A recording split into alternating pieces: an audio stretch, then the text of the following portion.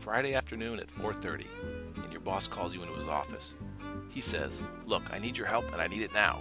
We need some big ideas around here, some stupendously big ideas. We want to make this company great once again. I'm talking breakthrough.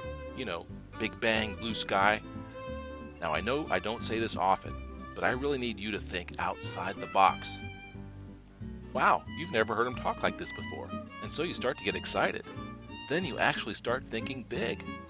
You do a ton of research, you brainstorm, you lose sleep, and you stretch your brain.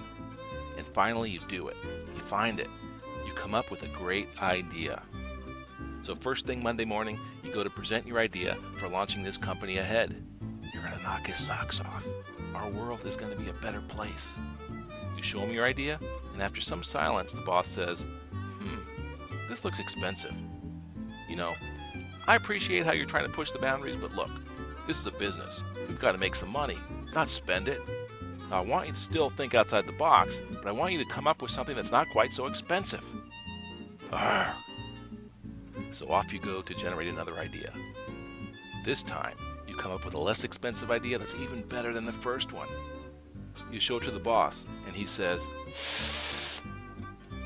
this looks complicated. Now you realize, of course, that we've got to make this in our plan. I mean, I want you to keep thinking outside the box, but can you try to make sure that at least we can make the thing in our current facilities?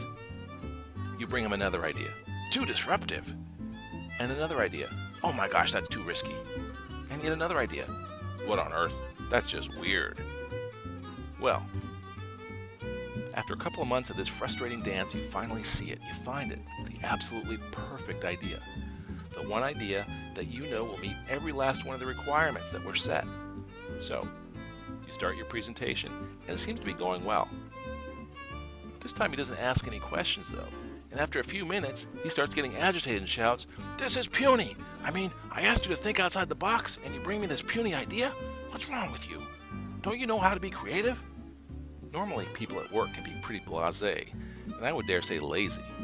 But when you bring them an innovation, they suddenly kick into high gear and they start working overtime, undermining, blocking, maiming, debilitating, torpedoing, subverting, ignoring, and just plain killing your innocent, well-intentioned, and sometimes even your great ideas. Why do they act like creative people must be stopped? If this story sounds familiar to you, you're not alone. I've heard this story of frustration again and again and again, from people in every kind of organization, in every kind of industry, and all around the globe. Of course, it's not always the boss who plays the role of lead knucklehead in torpedoing innovation in your organization. Sometimes it's your customers, your clients, or your partners. Maybe it's your suppliers, your colleagues, or even your team. Sometimes it's even you who pulls the trigger and stops innovation dead. What if you could predict who was going to trample your creativity and how they were going to do it? What if you could figure out beforehand how innovative ideas are likely to get killed? So, how can a great idea get killed? Let me count the ways. 1. It dies because it's not a great idea and you can't come up with a better one. 2.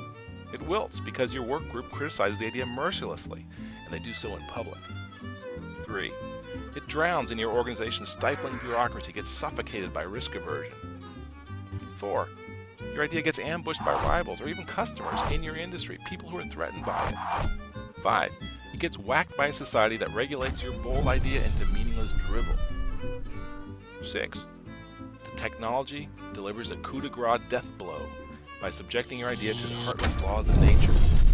Of course, you don't believe that creative people must be stopped, but wouldn't it be nice to know beforehand how to outsmart those innovation-killing knuckleheads who do?